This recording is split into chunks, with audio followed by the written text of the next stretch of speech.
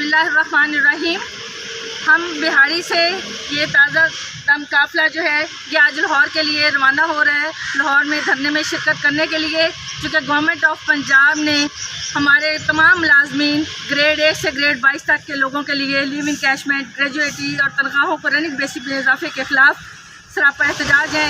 4 दिन से तमाम मुलाजमीन, बेशक वो क्लर्क है, टीचर है, प्रोफेसर है, डॉक्टर है, LHS, LSW, तमाम लोग इस वक्त रेवेन्यू के लोग सरापा एहतजाज हैं। 4 दिन से हुकूमत पाकिस्तान ने, हुकूमत पंजाब ने कोई बात नहीं सुनी।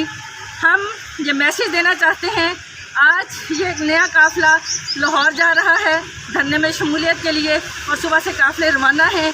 अगर गवर्नमेंट ऑफ पंजाब तमाम मुलाजमीन को उनका हक़ नहीं दे गए तो तमाम मुलाजमीन हर ज़िले में, ज़िले सतह पे हमने आज तालाबंदी भी की है, हर ज़िले में आज तालाबंदी है। किसी दफ्तर में कोई काम नहीं करेगा जब तक हमारे मुलाजमीन को हमारा हक़ नहीं दिया जाएगा। हमसे हमारे बच्चों का निवाला छीना गया, पंजाब के साथ ये सलूक क्यों किया गया, वफाक और बाकी सूबों को नवाजा गया। क्या पंजाब के मुलाजमीन जो हैं वो किसी के ज़र खरीद गुलाम हैं? हम गवर्नमेंट के एम्प्लॉई हैं और हम अपना हक़ लेने तक, आखिरी दम तक इंशाअल्लाह ताला हम अपने मुलाजमीन का दफा करेंगे।